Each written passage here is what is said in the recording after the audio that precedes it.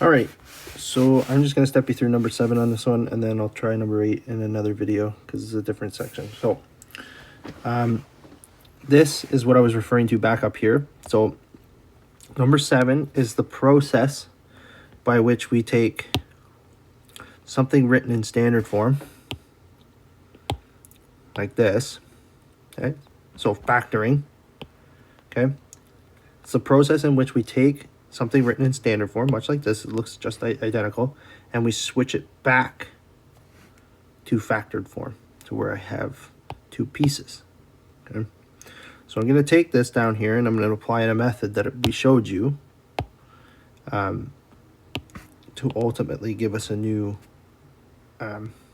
representation of the same equation, right? So we have factored form and we have standard form. Both tell us different things, right? So if we were to ask you factor something, then you would have to factor it, and then we probably would ask you, okay, plot the graph based on, you see how we did it up here in number 4.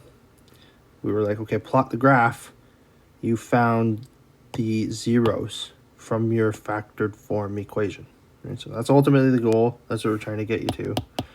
And we'll see. We'll do this question here and get you through it. So this question, we always is like mixing this up too. So we have a method. That's the man method.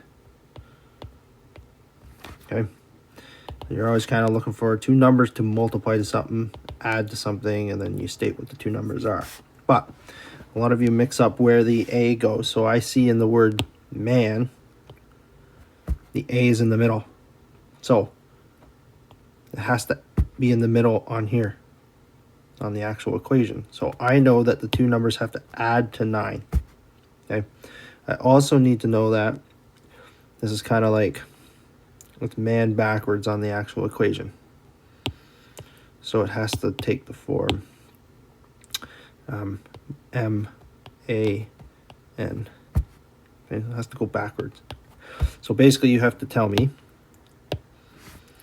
I need two numbers to multiply to 14, and they're going to have to add to 9, right? So we're going to take an approach, very systematic, methodical, right? So I can find two numbers that multiply to 14, and then I'm going to check to see if they add to 9. So 1 and 14 multiplies to 14, which is great.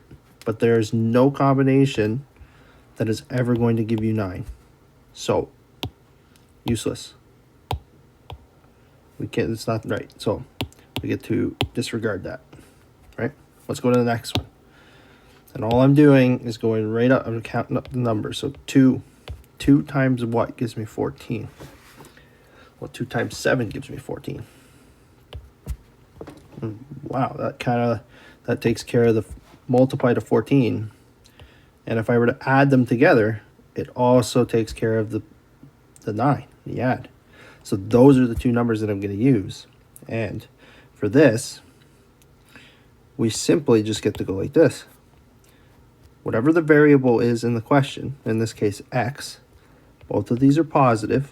I throw the variable in front of both of them, and the question is over. X plus 2 and x plus 7.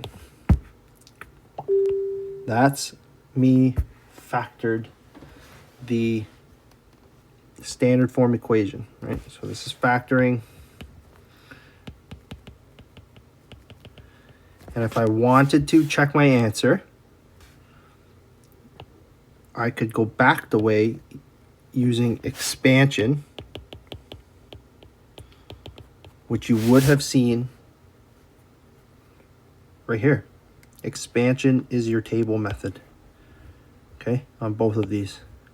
That's expansion, okay? So you could check your answer. Your answer after you expand, after you do box method, better come back out to this. Otherwise, you've done something wrong, okay? So we'll do the bottom question here, and then we'll move on to number 8. So you need to, again, we're just going to apply the exact same strategy. I need two numbers to multiply to 9 and add to 6. You may or may not be able to jump right to the numbers. That's perfectly fine. Okay.